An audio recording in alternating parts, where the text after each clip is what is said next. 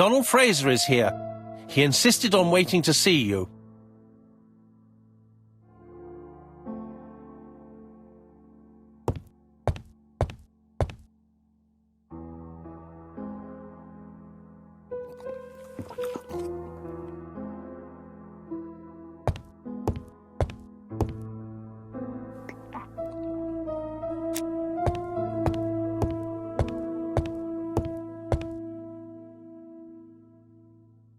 This man is tired.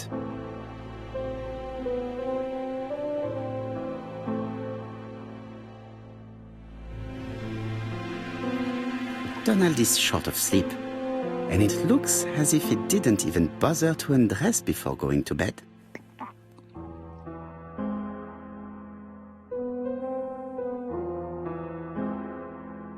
Mr. Poirot, I don't know why I'm here.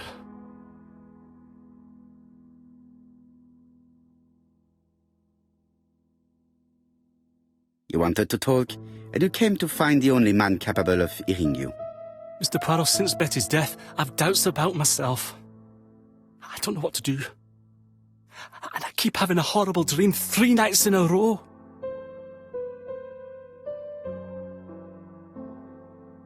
Have a drink, and tell me about this dream.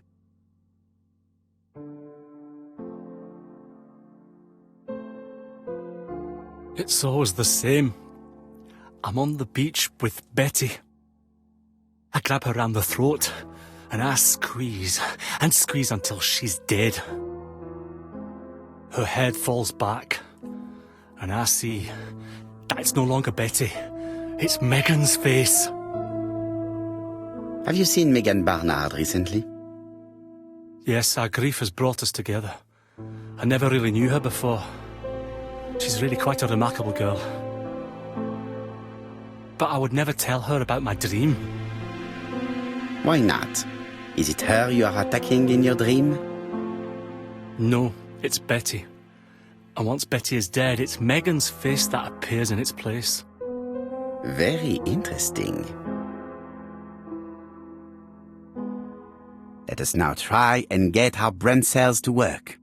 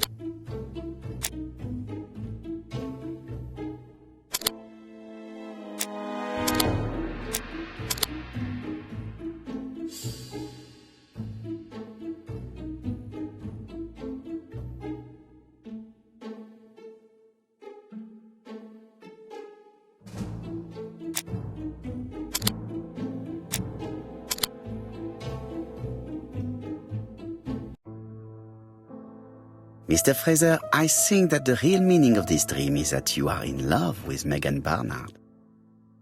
Please go on. Do. This dream certainly betrays your guilt. Oh. But what do you feel guilty about? Having killed your fiancé? Possible. Or forgetting her very quickly for her sister? Certainly. And this forgetting is perceived as a second death. So you don't really think I was the one who killed Betty? I do not exclude this theory.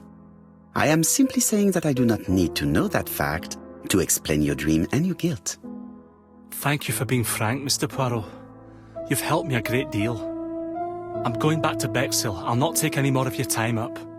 It is late, Mr. Fraser, and you are tired. I'll sleep on the train. I like trains. It's easy to sleep rocked by the sound of the wheels. Poor boy, he seems completely lost. Well, women seem to like him. I think Megan will take care of him. Oh, I remember. Did you order the product I needed? Yes, we'll be receiving it tomorrow. Bien, it is late. and ask Miss Grey to come tomorrow morning. I have a few questions I wish to ask her.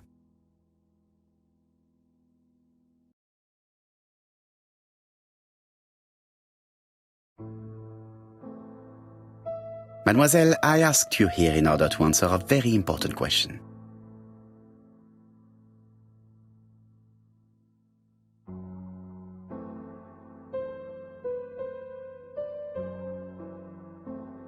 Am I right in thinking you said that you did not speak to anyone on the day Sir Carmichael was murdered?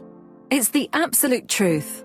Yet, Lady Clark maintained that she saw you talking to a stranger on the front doorstep. Really? She must have been mistaken. Oh, I remember now. I'd forgotten all about it, but it wasn't important. It was just a salesman. One of those traders who sell stockings from door to door. Can you describe him to me? Medium size, glasses, dark suit, and a felt hat. Not the sort of man you notice. Completely harmless. That's why I forgot all about him. Nothing else? He was very hesitant and shy. Usually door-to-door salesmen are very confident, but he wasn't.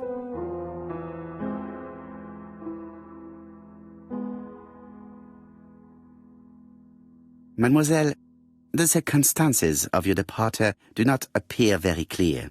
Mr. Poirot, your questions are offensive. I don't wish to lie. Lady Clark did not appreciate my presence.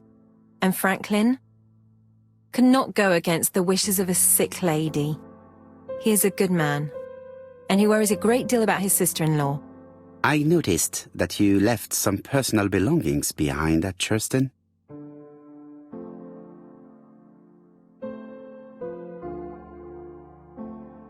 Are you planning on returning to Churston? Who knows what the future holds? Bien. I must ask you one last question. Please reply frankly with either yes or no. If Lady Clark had died, would you have agreed to marry Sir Carmichael if he'd asked you? How dare you ask such a question? Sir Carmichael treated me just like his daughter. And all that I ever felt him was affection and gratitude, nothing else. Thank you, mademoiselle. I will not keep you any longer.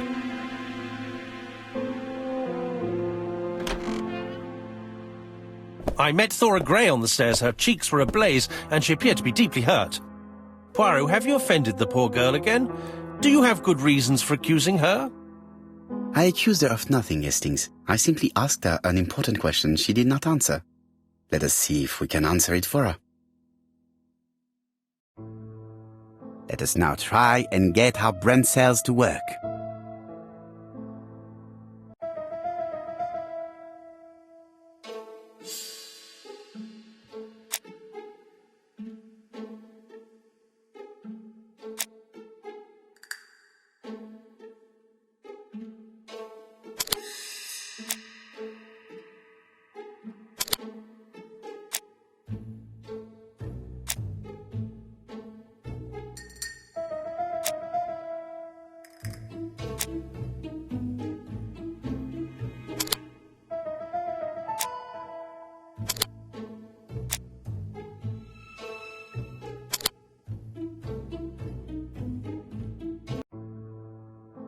You must know how to read between the lines, Hastings.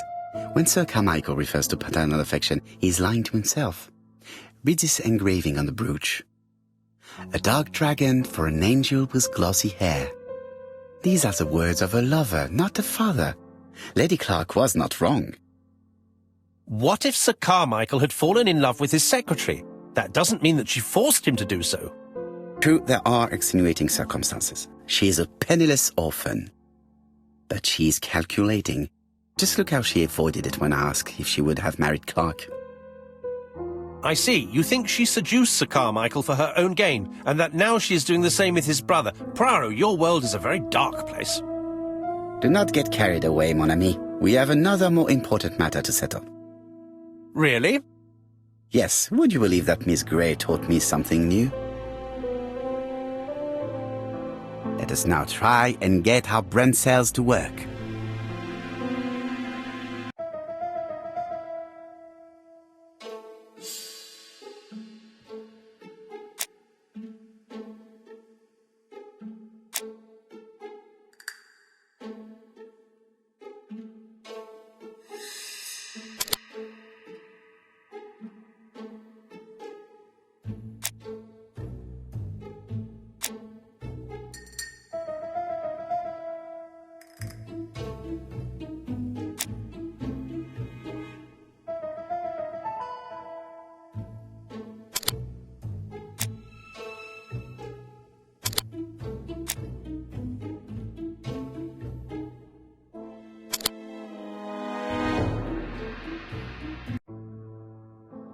Perfectly clear, Hastings, perfectly clear. Indeed, a stocking seller visited Andover, Bexhill and Churston on the day of each murder. We have our suspect. This should be of interest to Job.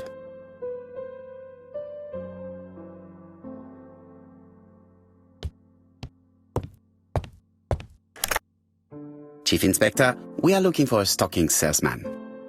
I see you have a suspect. Yes. Contact all the stocking wholesalers who may employ him. Your suspect is a salesman? No, he does not take orders. He sells door to door. Right. The hunt is on.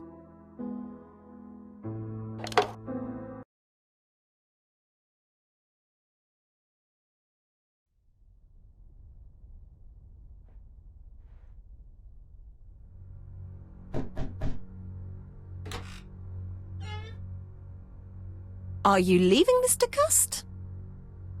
Yes, I'm going to Cheltenham. You shouldn't travel today. You don't look very well. I have to. I have engagements. I must respect them.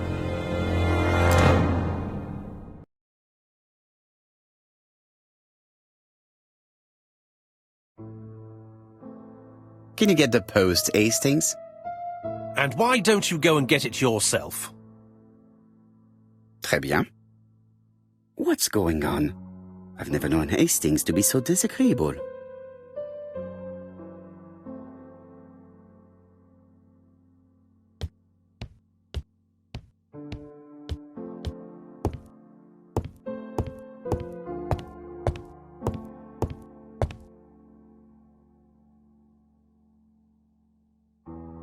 Poor Mr. Poirot.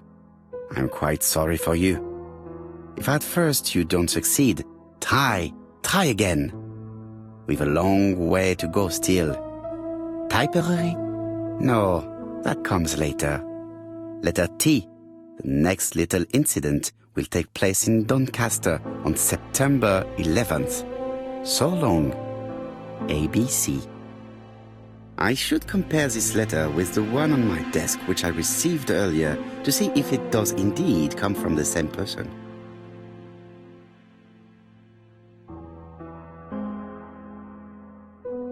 It is not the right time.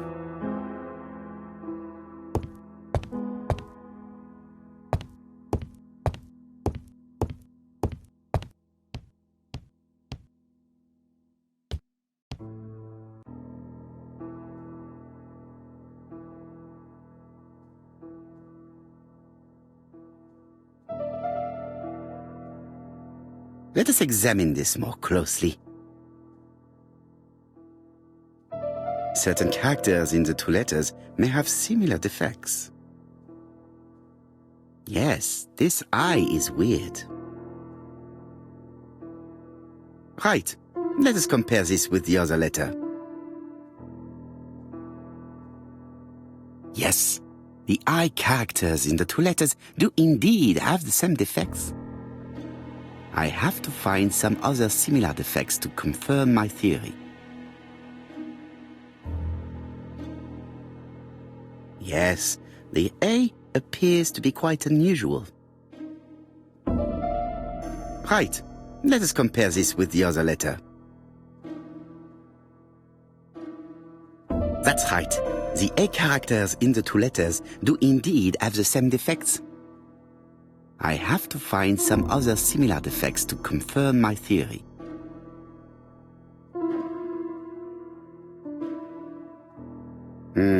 The W is not printed properly. Right, let us compare this with the other letter. Of course, the W characters in the two letters do indeed have the same defects. My theory was right. These two letters were written with the same typewriter. Hastings, he strikes tomorrow. Chief Inspector Japp? He's on another line. Can I take a message? Yes, please, mademoiselle. It is from Ercule Poirot. Tell him ABC strikes tomorrow in Doncaster. He must call me back. Very well, sir. Bien, now I'm going to see what I can find from these burnt documents. I've received the product I need. Hastings, if you do not mind, I would like you to take a few notes. Yes, yes.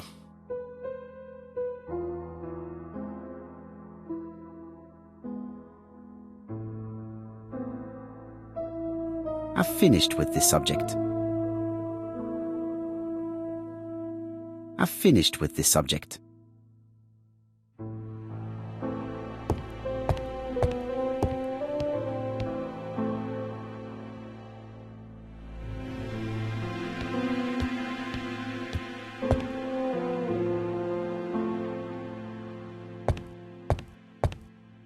So, how are you getting on? I'm ready to take notes.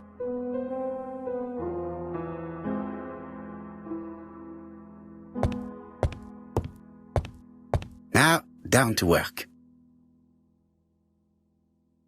What of this needs putting in order a little?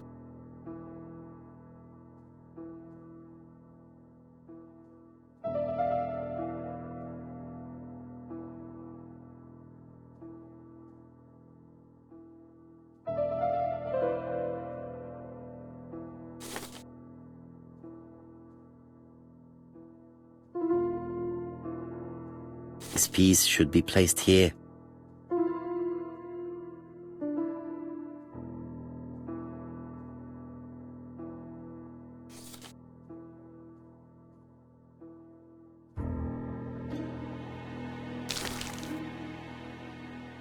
This page is finished. That's done. 3 more to go.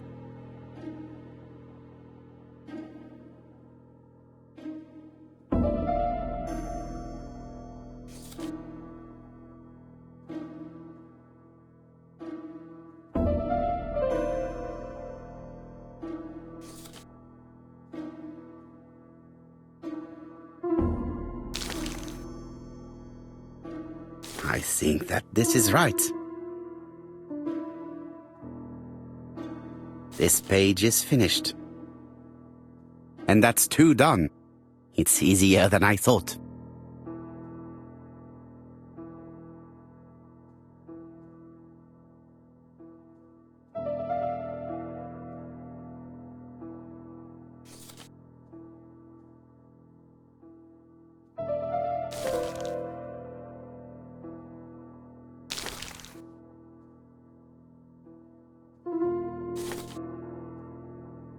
This page is finished. Only 1 more. Keep going.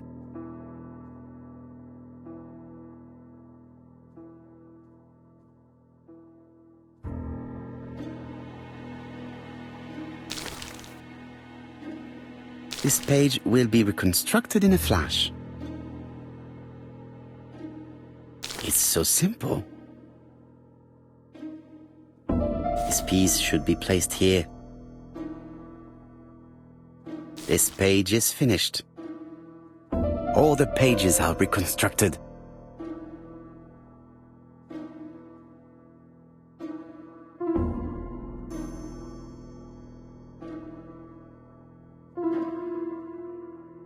A bottle of solvent.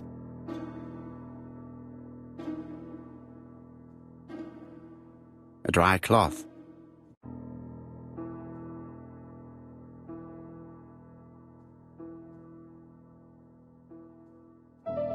A bottle of solvent.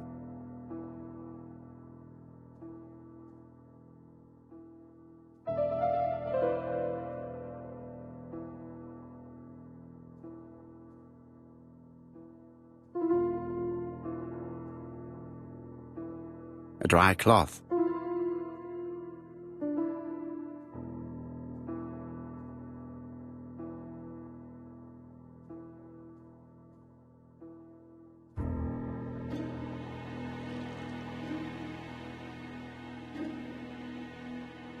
The cloth is now soaked with solvent.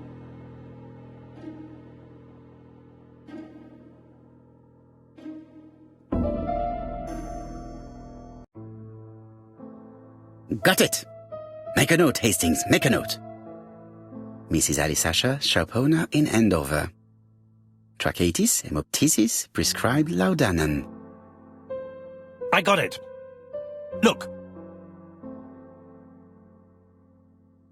Poirot, where on earth did you find these files? On a fire at the bottom of the garden at campsite. All right, but where did the person who burned them find them?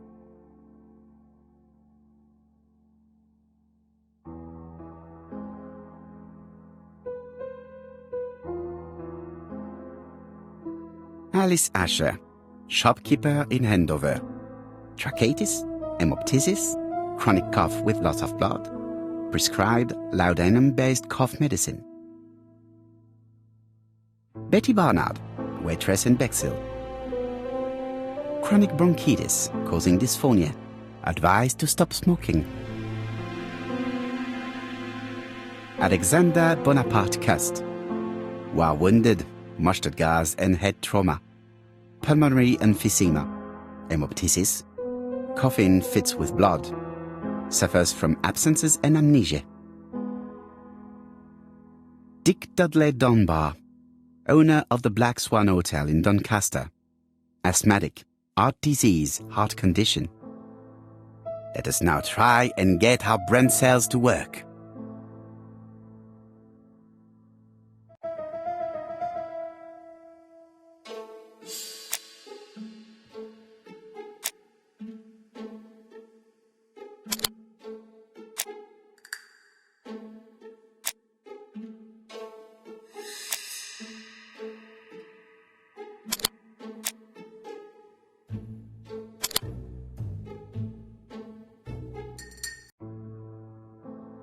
The burned documents are medical records, and without a doubt they come from Clark's archives. First of all, because all the patients have throat conditions. And secondly, their name starts with either A, B, C or D, and it is precisely the files that match these letters that have been tampered with. But why burn these files? How come the names of the two victims appear on them? And who are the two other patients? These are very good questions.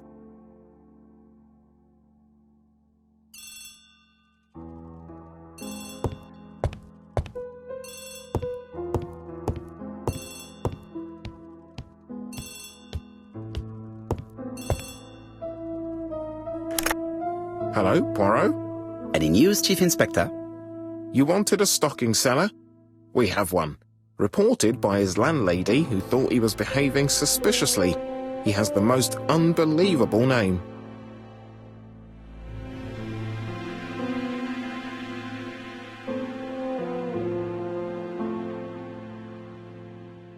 What is your stocking seller called? Alexander Bonaparte Cust. ABC. It's a serious lead. I called Doncaster.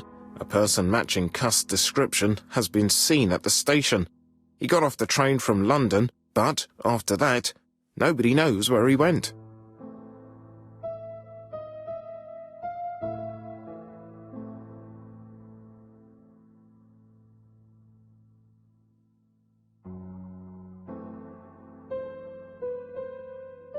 Have the town searched. Indeed. It's the only thing to do. But the town is large and time is short. It appears that all our hopes rest on the local police. I trust that they will be up to the task.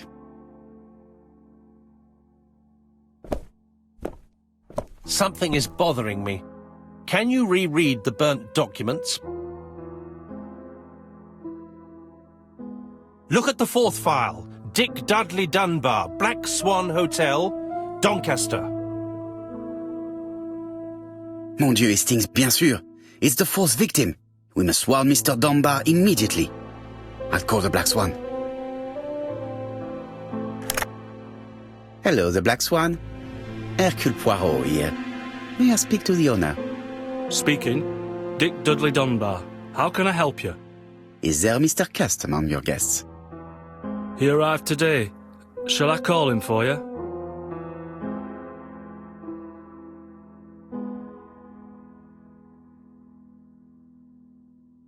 Yes, please. Wait a minute. I'm just looking for his room number. I believe that I made a mistake. If anyone asks for him, he will understand that we are onto him, take fright, and flee. Mr. Dunbar, I've changed my mind. It's best if you keep this from Cust. But who is this Cust?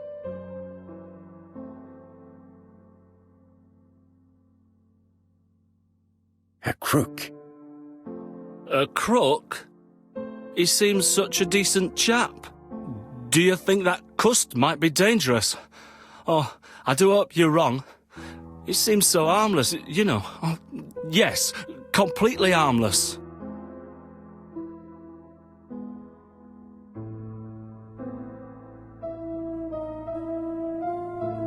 We must not overestimate the danger.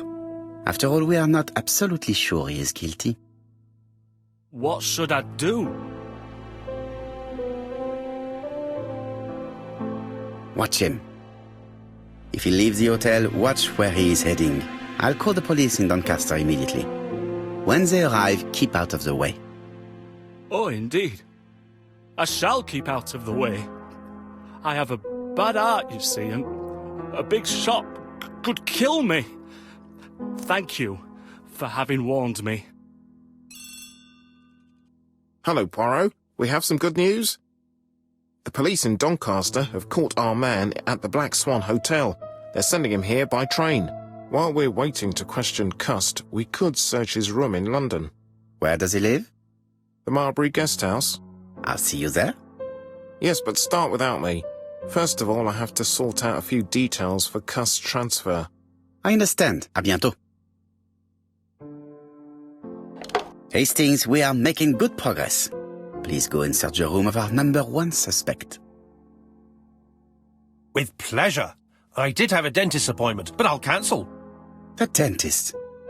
So that is why you were so nervous and bad-tempered.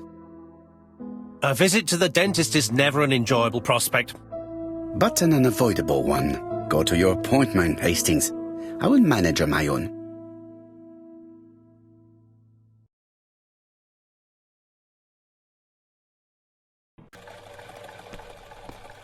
To Marbury Guest House, please.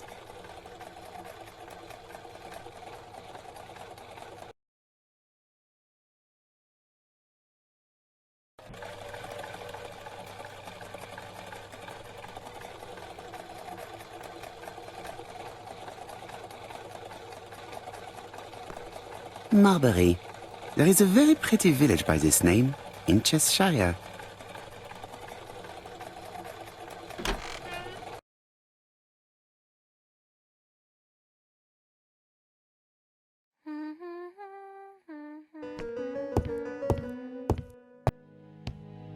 How do you do? You must be Mr. Erküля Pуаро. Chief Inspector Jupp told me that you might be coming.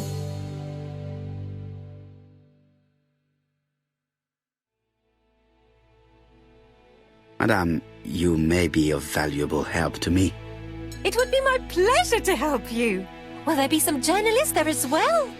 I think you might even be interviewed. You are key witness. I've suspected him for some time, but he appeared so harmless. Oh yes, sometimes he got angry and waved his arms about. But even then, he wasn't frightening. And he was as gentle as a lamb again immediately afterwards. It was only this morning that I understood. He told me he was going to Cheltenham, but my daughter saw him at Euston Station. It's not the right station. To get to Cheltenham, you have to take the train from Paddington. And what's more, Mr. Cust left behind an ABC with Doncaster underlined. As you can imagine, when I saw that, I called Scotland Yard. Well done. You were right. He did go to Doncaster. So I was right to warn the police. Tell me, did you have any other reason to suspect Mr. Cust? Well, he's odd. Sometimes he coughs really loudly and complains that his throat is burning, and sometimes he talks to himself and stares into space. He told me that it was because of a wound he got in the war. His head hasn't been quite right since, he said. And then he was in Churston when that millionaire got murdered. I found his train ticket when I washed his coat. He didn't want me to wash his shirt. He washed it himself. But I did see big brown stains on it. Do you think it was blood? Well, when I saw them, I thought, look, he spilled his wine or his soup all over himself. But now that I think about it, well, they did look like blood. Cust used to travel for his work. Is that correct? Oh, it wasn't for pleasure. He was always unwell on trains. But he had to sell his stockings around England. I have to respect my engagements, he used to say. Do you know where Cust was at the time of the murder in Andover and Bexhill? On June the 21st and July the 25th? No, I don't know. That was a while ago, you know. But surely you keep a register. It won't do you much good. Mr. Cuss rents his room for the year. If he goes away for a few days, I have no reason to make a note of it. Ah! I remember one thing. Bexhill's by the sea, right? Indeed, it is a large seaside resort. Well, as it happens, at the start of July, Mr. Cast asked me to repair his bathing dress. Suspicious, huh?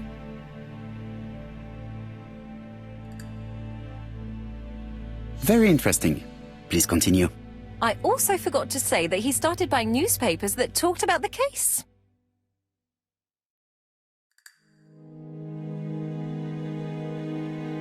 When did he start buying the newspapers? Let's see. I think it was just after the millionaire's murder in Chertston. He didn't seem all that interested before that. That will be all for now.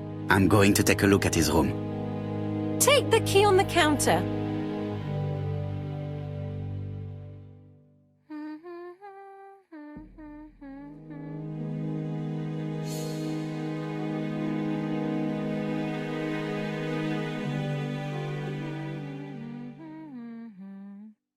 I should check the register. Mrs. Marbury may have been hiding something from me. I don't think my register will help you. Mr. Cuss rents his room all year. If he goes away for a few days, I have no reason to make a note of it.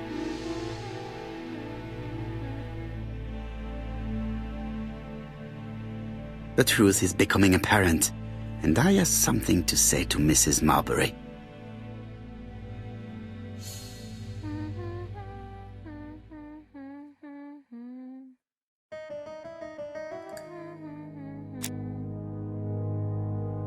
This woman appears to be in a good mood.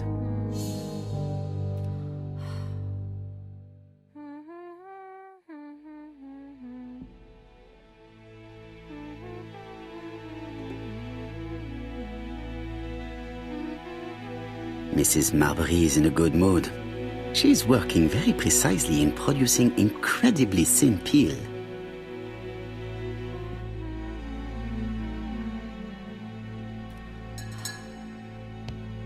I have something to say to Mrs. Marbury. Mrs. Marbury, if I am to believe the register, you rented room 306 to a certain Mr. Fishman on the day of the Bexhill murder. Room 306 is Cust's room. Can you explain yourself? Yes, I remember. Just for one night as a favour. Mr. Cust was away, all my other rooms were taken, and poor Mr. Fishman had nowhere to go.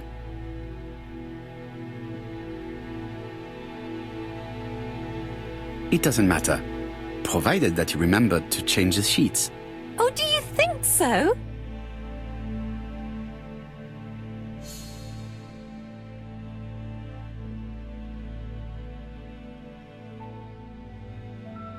It looks like I've found the real master of this house.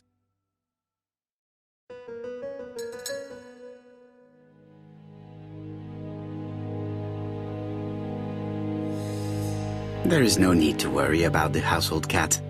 I'm sure that Mrs. Marbury lets it do what it pleases.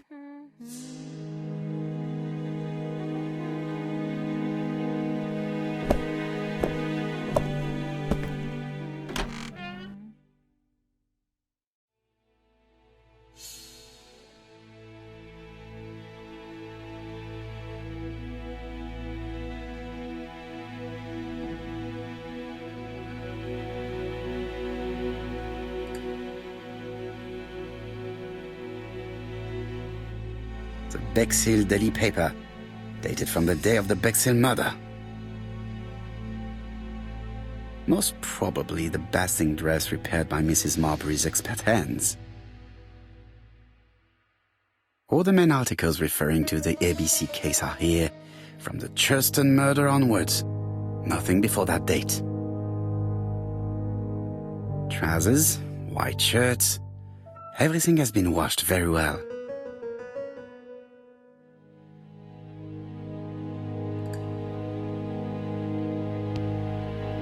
ABC guys, enough to sign about 12 murders.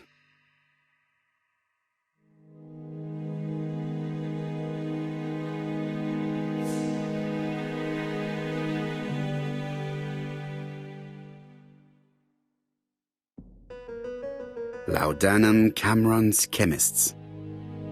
Laudanum, a medicine for coughs. It is what Dr. Clark prescribed for Mrs. Asher. This subject would probably be useful to me.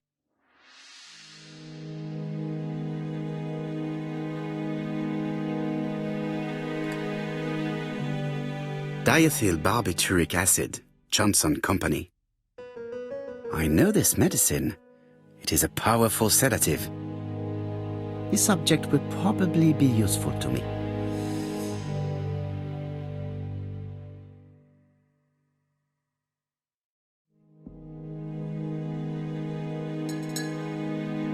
How awful. This place is a real mess.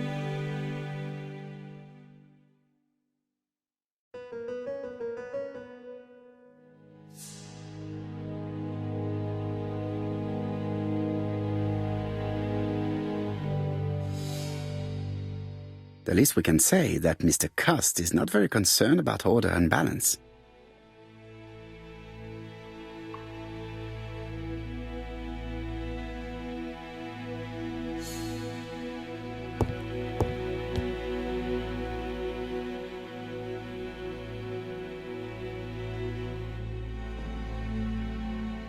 A long-bladed knife, a murderer's weapon.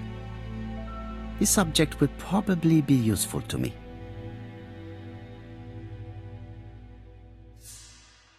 It's an ABC. Cust is parsimonious. He keeps his pencils and sharpens them until there is nothing left. It is clear that he did not grow up in luxury. Did Cust drop it when he opened the window? Or was it Mrs. Marbury while she was cleaning?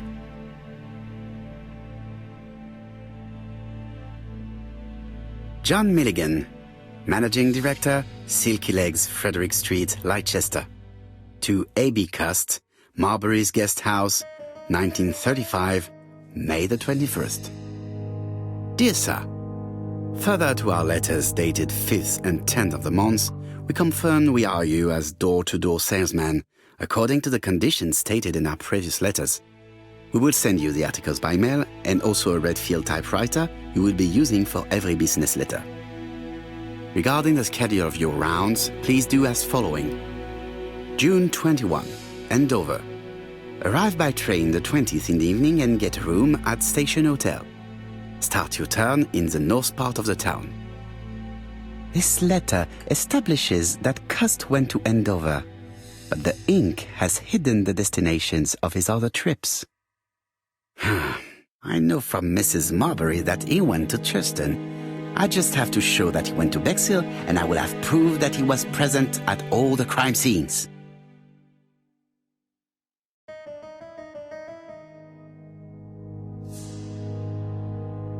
I have to get the ribbon. How am I going to do it?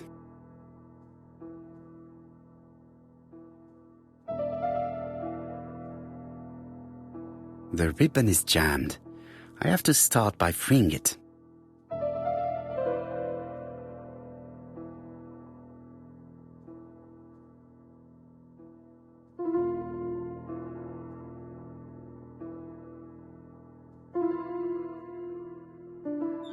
The right-hand heel has been removed.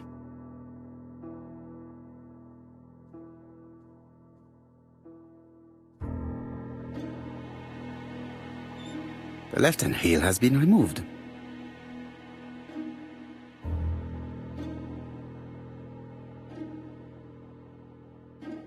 Something is blocking the ribbon.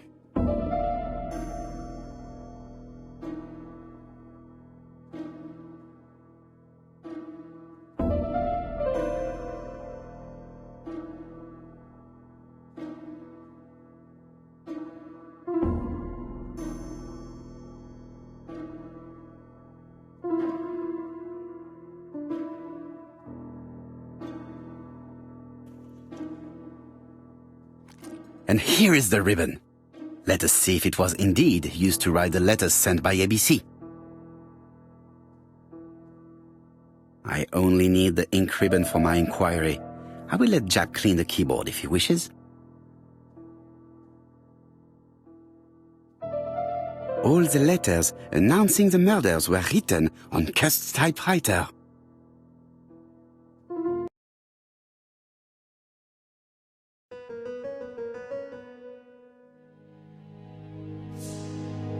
War of 1914-1918. By the King's order, the name of Corporal A.B. Cust, Devonshire Regiment, was published on the London Gazette on May the 10th, 1918, as mentioned in a dispatch for gallant and distinguished service.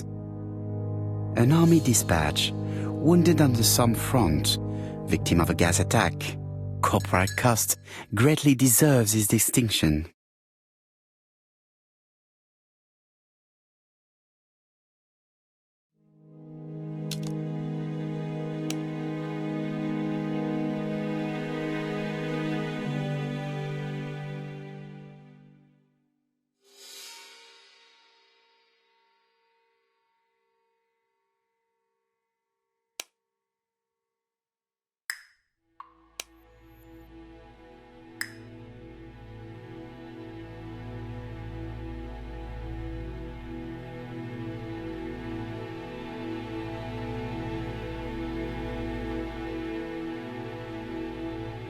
The least we can say that Mr. Cust is not very concerned about order and balance.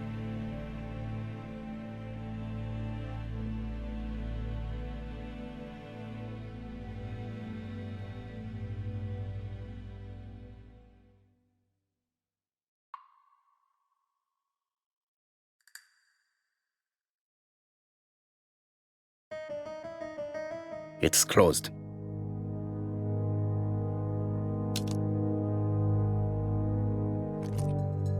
This knife is very useful. Who knows, maybe it never cut anything other than string. Stockings.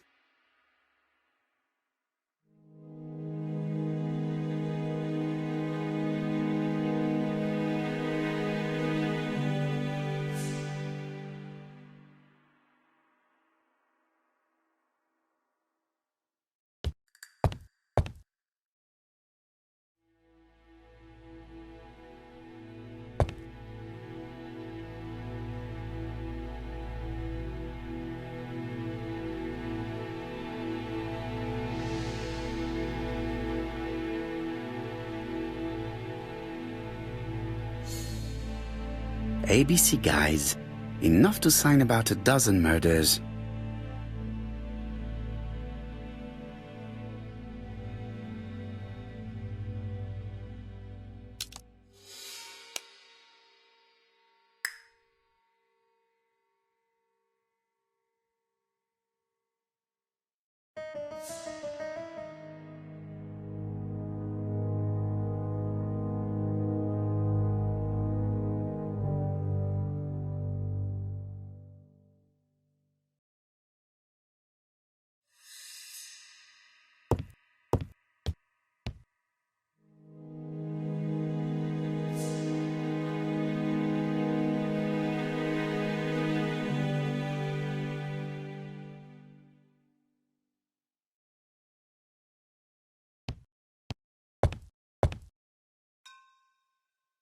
This dark stain.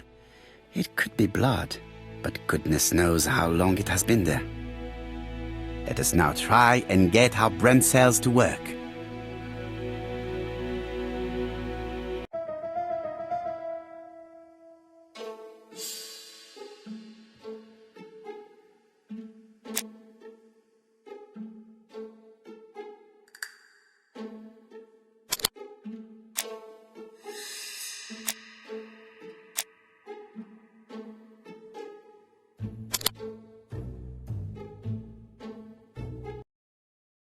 The register shows that Cust did not sleep at the guest house on the day of the murder.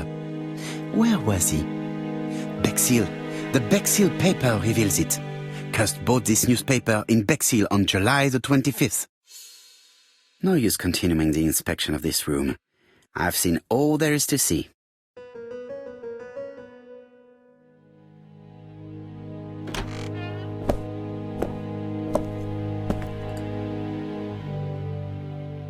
Goodbye, Mrs. Marbury. Thank you for your help. Bye. Ah, Chief Inspector. I was about to leave. Good evening, Chief Inspector. Welcome. Please excuse me, I must go to the kitchen. I'll leave the key of Mr. Cust on the counter. I'm sorry I'm late. I've spent ages with the Doncaster police. And you? I have established one fact. On 3 occasions, Cust was at the scene on the day of the crimes.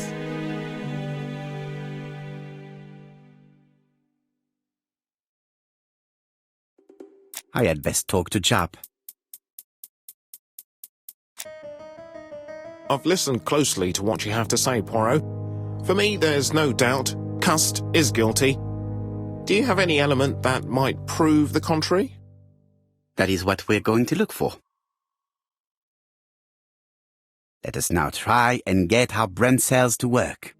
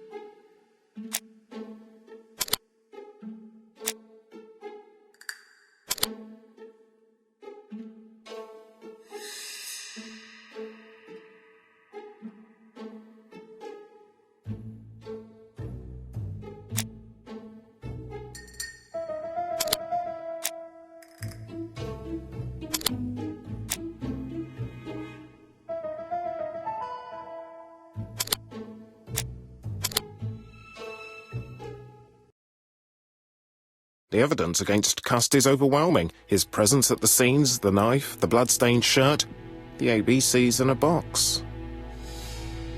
C'est vrai.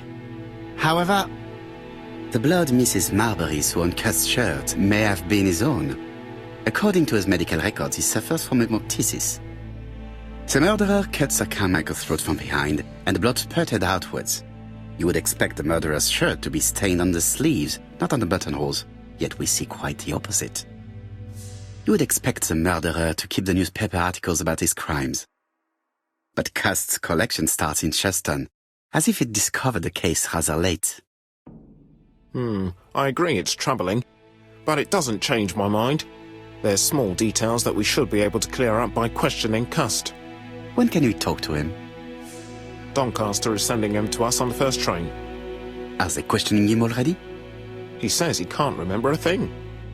It's plausible. Doctors say he suffers from absences and amnesia.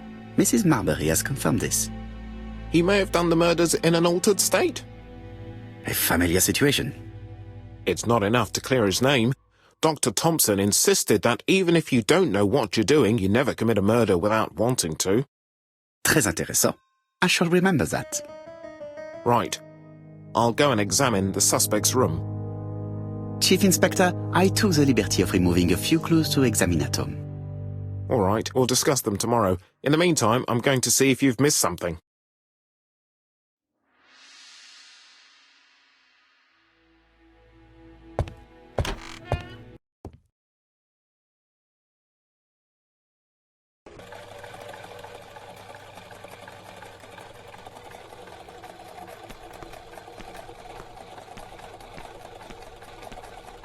To Scotland Yard, please.